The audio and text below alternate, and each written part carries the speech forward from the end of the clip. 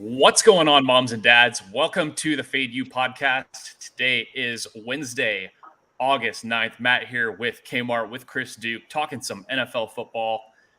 Dad's preseason is going to kick off, unless you count the Hall of Fame game, which I don't know if people degend on that, but preseason is going to kick off tomorrow. We are going to jump right into it. But first, how you guys doing, dads? Excited. Like not much to be excited about when August rolls around because summer's kind of closing out, but football season, week 0 college football is in 2 weeks from Saturday, so a lot to be excited about. College football right around the corner. Whatever's left of the Pac-12. Do we want to pour one out for the Pac-12 before we get started, Kmart? Those of us here on the West Coast. Yeah, they'll be fine. They'll find a way to survive. Join up with Fresno State, or at this point, they should just, like, the Mountain West should just say, you guys merge with us. The Pac-12's dead.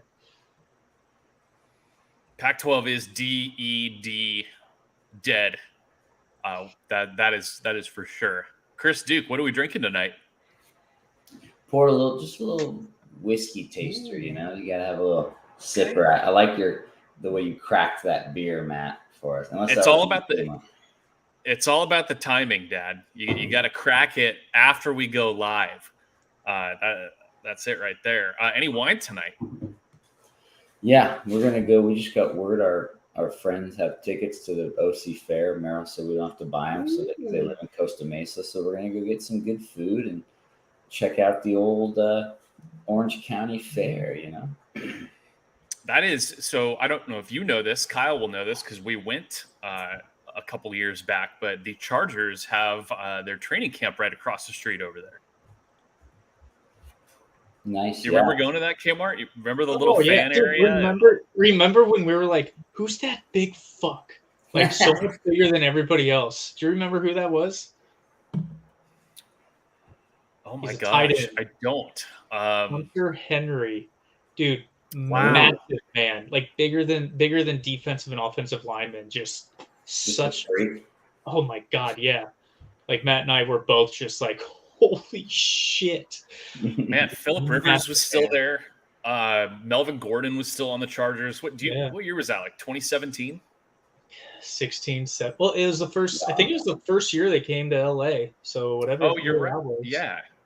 So it's been a while, I think. Yeah.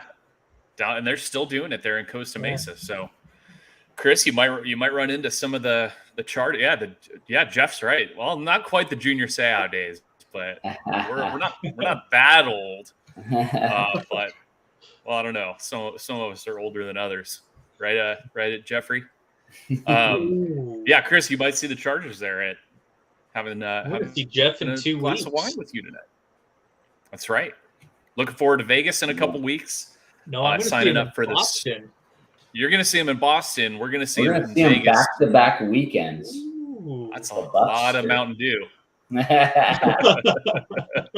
You better transfer to beer a little bit, transition. That's right. That's right. We love you, Buff. So, okay, let's get right into it. Kmart and I were on with Jared 2 weeks ago. That was a great show. We need the dad, the Fat Bills fan, back soon, ASAP. We talked some Bills. We talked some AFC East.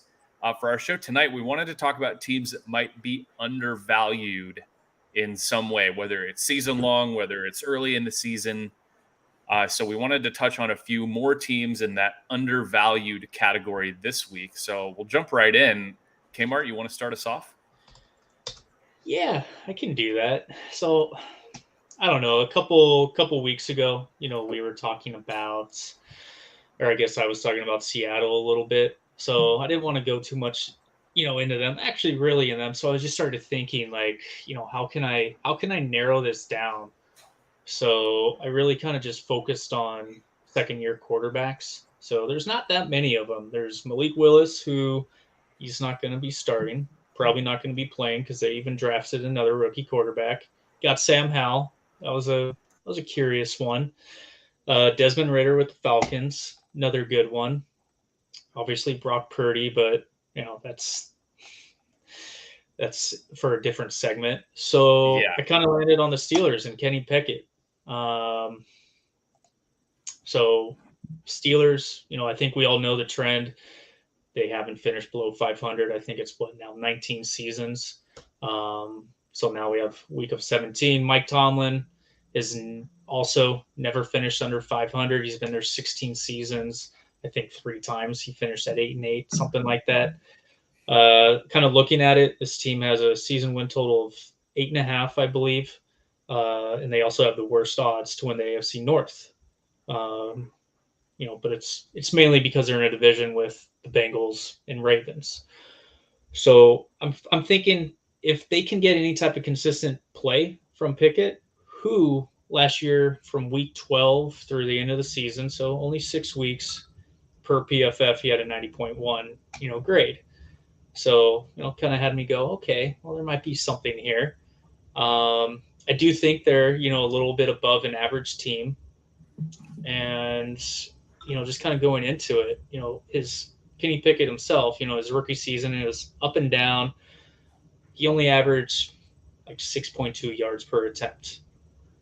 He also had more interceptions than touchdowns. You obviously kind of hope that's reversed. Like it's not like a super high bar, when you throw in a rookie quarterback, but just a little bit here, a little bit there.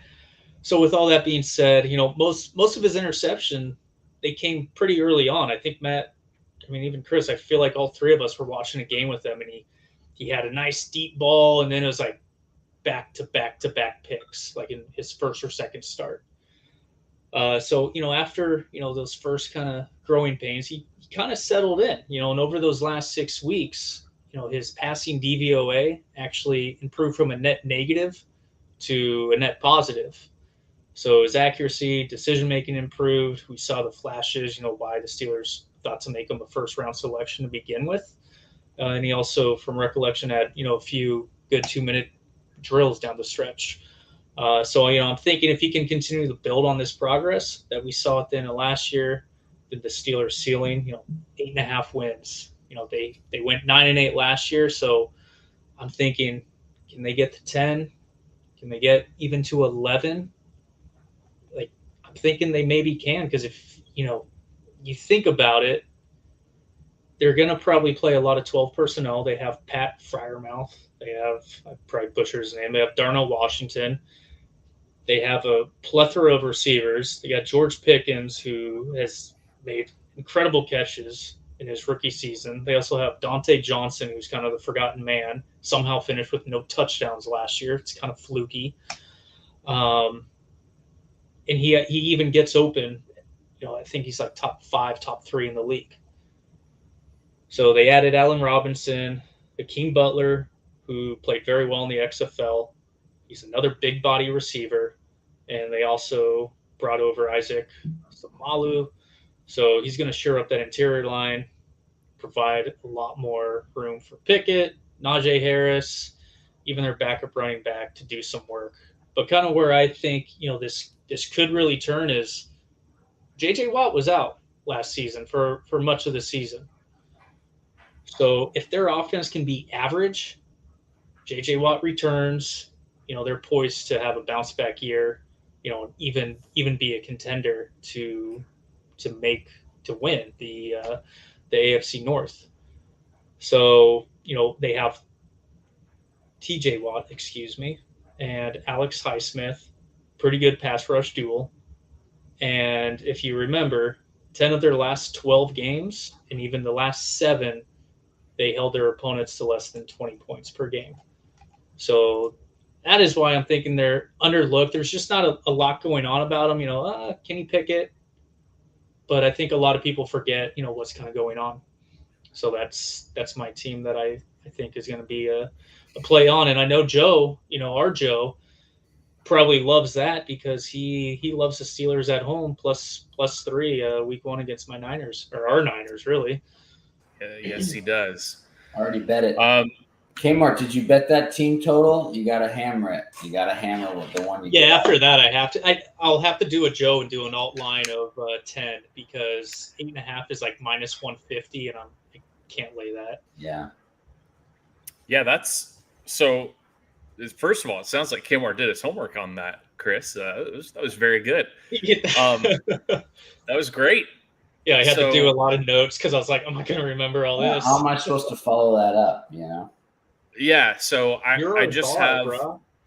like Kyle, you're right. Like Pickett had his moments at the end of last year, and sure you would expect some growth, but I feel like I just remember watching them play horrible for 3 quarters, and then I want to say it was 2 games in a row. It definitely was against the Raiders.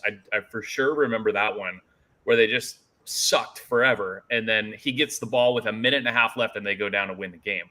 Now Right. maybe you give him credit for that, but it's like, okay, that doesn't excuse the other 50 minutes of terrible football. So I'm really actually torn on this one because the division projects to be very good, obviously. Chris, I don't know. Kyle said that there's the Tomlin thing that he's never finished with a losing record, right? So all they do is give you the 8.5 and say, I here, mean, it was it's never supposed to be happened. last year. They Yeah, sucked you're right. It was. How with those quarterbacks he's had recently? I mean, it's amazing. Their defense always steps up. What do you think, Chris? Do you agree with Kyle, or are you less sure? Yeah, I mean, about Pittsburgh. Our boy Cheese really likes the Browns in that division. I know a lot of people like, that they're saying, I think Trigg even said that this might be the toughest division in the league with the Browns and Steelers and Ravens, and Bengals. Forget Ariel's Ravens. All those teams are at least Denny's D steak or better, and so yeah, I mean it's going to be tough, but I like it because it's kind of. I mean, you could even say that over he's doing is kind of a contrarian over because maybe people are overlooking the Steelers with all the firepower of the Browns and Ravens and Bengals in that division. So I mean, isn't a sharp play Bengals season win total under 11.5? Oh yeah, I did it because that Matt sent some epic stat that said those teams that overachieved to fuck for 2 years in a row inevitably come back. Well, but there's also the Super Bowl loser thing, and they were how long away from going back there last year? So, I mean, none of these things are automatic, and there's exceptions all the time. So, and my last point, just to throw the Ravens in there for a second is for me, they have to prove they can stay healthy. Like, I mean, Lamar Jackson's been fairly healthy. I think he missed a few games last year and the year before that, but other running back issues, they have, big question marks with Dobbins. And I mean, who are they going to throw to? They have like 12 receivers on their team. They got Zay Flowers, but I mean, they have so many. Odell Beckham's probably taking a step back, and can LJ throw the ball? That's Lamar, man, he's going to break the league again. Yeah, Matrix. Right, Kevin Cox? Shout out Cox. Okay, so I see Jeff's comment about the Steelers, and I do want to say one thing about the schedule angle, right? You want to be really careful with they have an easy schedule or they have a hard schedule. It's every year is different and every year is extremely unpredictable. So I was just talking to a buddy about this whole schedule thing. So last year the Bucs were supposed to have one of the easiest schedules in the league, right? Well, it turns out they played 11 teams that ended up going over their win total. So there are surprise teams every single year. Like every year, there's teams like Seattle last year that really surprise and greatly exceed expectations. So I would warn people to put too much stock into like schedule difficulty because, I mean, as we know, like the games aren't played on paper on spreadsheets. Like the teams that are supposed to be good aren't always good. The teams that are supposed to be bad aren't always bad. So I would just caution easier schedule than last year, harder schedule than last year. It's so volatile that I would just warn against that. That would be my 2 cents on the schedule take. But no, it's a pretty good deep dive on the Steelers. I like that a lot. Chris Duke, are you going like under the radar or are you going straight up scum, poop? No one's going to touch. I mean, where are you going with this? It's hard to figure out this because this is very similar to my Lions take last year when the Lions had an absolute dog shit season, and then the Vegas made their win total 7.5 or 8. I forget. I know it went over because they won like 6, and they obviously knocked off the Packers that last game. And this is my team this year is again from the NFC North, the Bears. So the Bears won 3 games last year, and Vegas sets it at 7.5 this year. So they're saying they're going to potentially have 5 wins more. That's a pretty drastic change in the NFL. But as we know, that's why we like to play alt win totals, because we know if there's any sport that has regression to fuck, it's the NFL, back down or up. But I just think they're going to be more scrappy this year, and I'm going to trust the line. I like Kmart said I hate to lay the juice, but I already did it. Again, why are you making it 7.5 minus 130, saying that you basically think that it is going to go over, or you're going to give them a little plus money at under? Free money.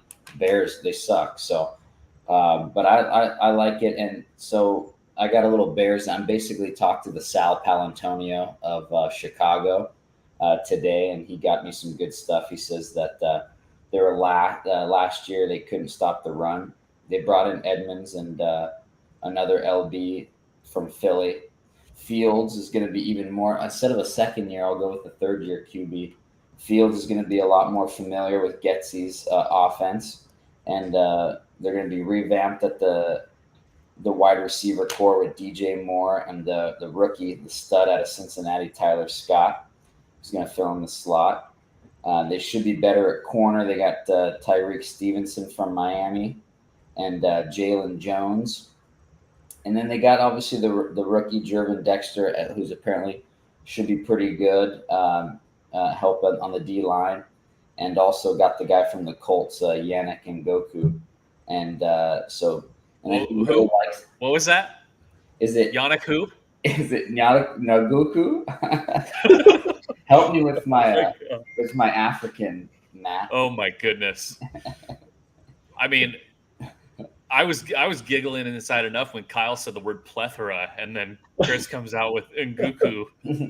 I was actually thinking about you when I said that. Too. I was just like masking. Oh my god!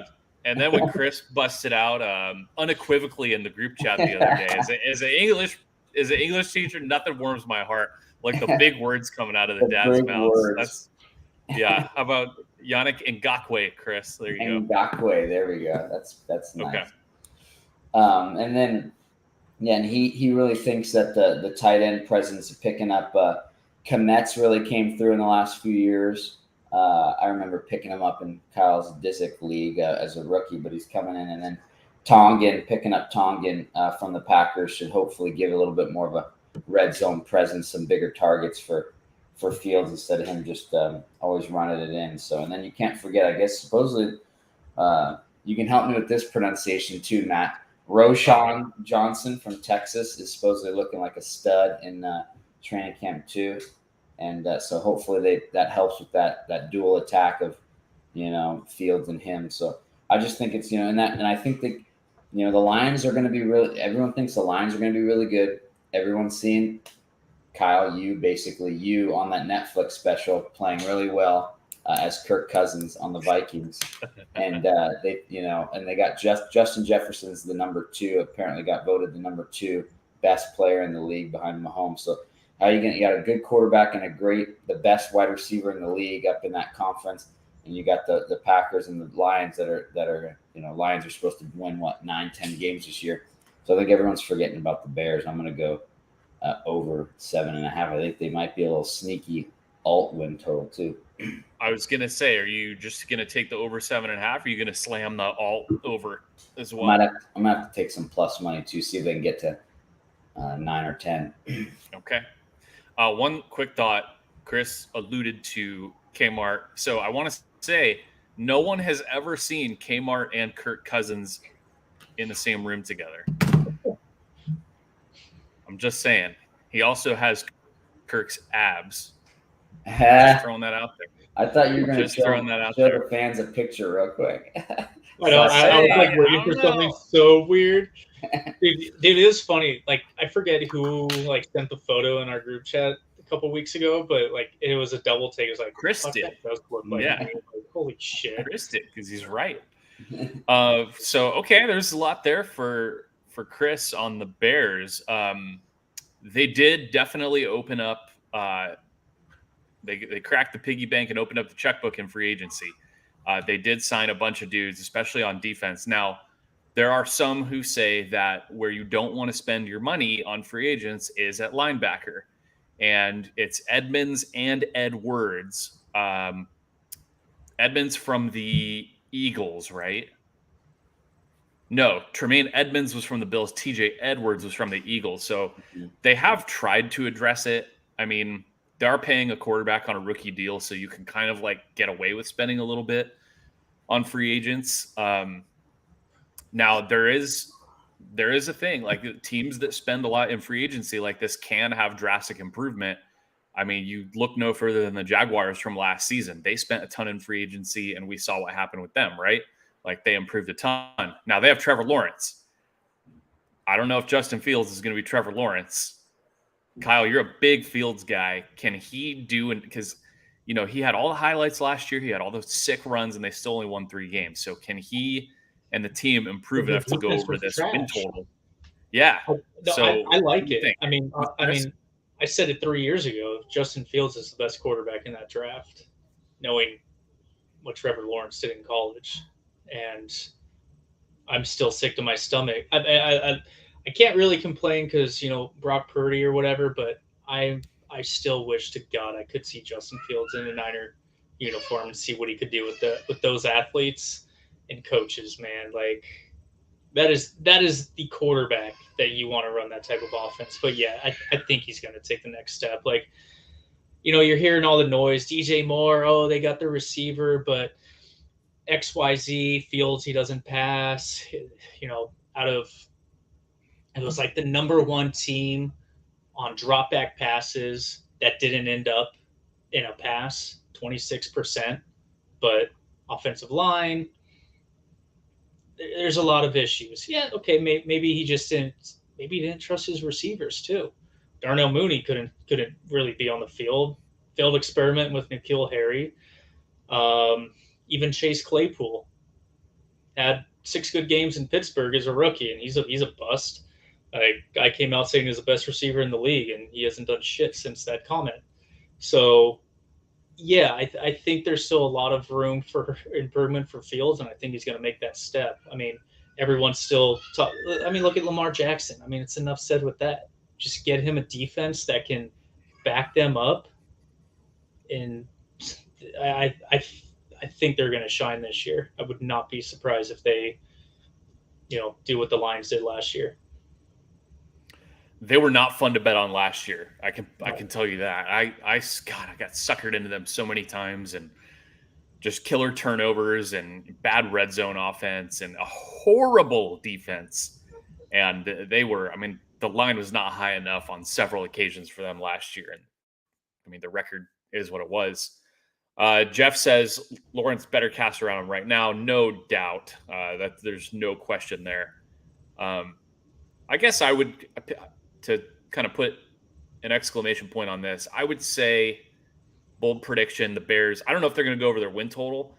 They won't finish last. Something will happen with either Minnesota or Green Bay, or maybe something catastrophic happens with Detroit. So I would say my bold prediction will be Bears don't finish last in that division, which kind of seems up for grabs without Rodgers there. So, all right. Do we want to go Kmart? Do you have another one? Not that I'm that prepared for. Okay. Do you want to just go over one maybe quick? Not you don't have one for us, Matt? I have a couple in case we had time, but I wanted to see what else you guys had. Yeah, just give us one and maybe we get some. The bones. So, okay. I'll go kind of quick on 2. So one is Carolina, because I think there's a lot of love for the Falcons being this like, oh, they got everything except a quarterback. They also spent a lot of money in free agency trying to shore up the defense. They have invested a lot in skill positions. They have a sneaky good offensive line for a team that hasn't been very good the last few years. So everybody's loving the Falcons. Everybody's saying the Saints have the easiest schedule in the NFL this year. So that's another schedule thing. And I don't hear anybody talking about Carolina. And I will say I have a little bit of concern about Bryce Young being short and adjusting to the NFL, but I think there's also a scenario where this dude's played in really big games at Bama. Like he's not going to be scared of the NFL. And they've got just a really interesting coaching staff, right? Like there's a lot of coaches that do better in their second stop than their first. So Wright got fired. We all know how it ended in Indianapolis with him. Jim Caldwell is on this staff. Their new OC came over from the Rams. Josh McCown is the quarterback's coach, so a dude who actually played in the league for a long time and had a nice career. The new defensive coordinator is the guy that came over from Denver. I like that they just signed Justin Houston. Got a couple other guys on the D-line. They've got a solid secondary. I think the defense will actually be pretty good. I just think everybody's talking about New Orleans, and a lot of people are really bullish on Atlanta, and nobody's talking about Carolina at all. And in another division that I think is wide open and up for grabs, I mean, shoot, they almost got to the playoffs last year with fucking Darnold and Mayfield. Sorry, Kyle. Darnold did a Darnold, and they blew the game against the Bucks, or else they probably would have won the NFC South. That's true. Sure. No, I mean, I like that though. I mean, they're inheriting a great defense from Steve Wilkes, who is now a Niner. I mean, I thought about this team too. I just don't know what to expect from the offense. That's kind of why I focus on second year. So at least I have some info from a guy who's played a little bit in the NFL. But yeah, I mean, we'll see. I mean, receiver-wise, they have Chark, Adam Thielen, so they got a little bit of experience there. Miles Sanders, bunch of random pieces. Yeah, like they got weapons. I mean, if they can find time, because like you said, their defense is there. I mean, they're probably above average, in that 10 to 12 range. I'll bet you they're a top 10 defense. There you go. I'll give you another bold. I bet you they're a top 10 defense in the league. Brian Burns, I don't know what his odds are for Defensive Player of the Year, but I don't think it's crazy. No, I don't either. I mean, I loved that team last year with Wilkes. So yeah, I'm not sure I didn't really look into it, but I feel like they got some additions. And offensively, I mean, as long as they protect the ball, because Mayfield couldn't do that early on. Right. And Darnold, I guess, choked in the last game. Yeah. I think it was. He threw like 3 picks in that game. It was something terrible. How about you, Chris? Can you get in on some Panther cock? Yeah, that's a good point. Like you said, I mean, you like to look at the teams. Like I said, nobody's talking about the Steelers. I feel like nobody's really talking about the Bears. I think it's all about Vikings and Lions in that division. So you want to find a team that is kind of, people are neglecting. So yeah, I like that look, especially because the Saints, like you said, everyone high on the Saints, high on the Falcons. What is it, Matt? Is it like 6.5, 7? What's that? Their win total for Carolina? Let me find it real quick. I bet you it is 6.5. It is 7.5. So, oh my God, Matt, I remember that game now when they were up. Yeah, they were up 21-10 in the fourth, and then pissed away and lost 30-24. I want to say, I was pissed. I think he lost a fumble on like his own 3-yard line. He had a great line. He threw for 360, 3 touchdowns, 1 pick. But yeah, I think there was a fumble late that hurt him. Yeah, that was one of several games the Bucs were totally bailed out in. I mean, that was a fake division winner if you've ever seen one. The other one I want to mention really quickly, because I think it fits with this theme of divisions that are kind of up in the air a little bit, is Tennessee. Shout out Finky from Turtle Sports. He'll love this one. I think people have totally written off the Titans. Tannehill is apparently just trash now. Derrick Henry's old now. There's no O-line. Everybody loves the Jags, and rightfully so. I think the Jags are really good. I don't think Tennessee wins the division, but I think they could be just not dead yet. I don't know. That's just another team that no one's talking about, and it seems like everyone thinks is going to just suck now all of a sudden, where they were super injured. I wanted to throw this in there too. I don't know how many shows are going to talk about this, but I was reading about Tennessee's new turf that they put in. So apparently this turf is the first in the NFL that's actually grown on a natural surface. So it's not put in over the fucking rubber pellets. So you're not going to see the pellets fly up everywhere. So I wonder if you could see something on Tennessee's totals. I don't know if a lot of people will know that they changed their surface. Apparently they were complaining that the last several years they had all these injuries late in the season because the grass that they would grow in Tennessee is just shit by the end of the year because of the weather out there.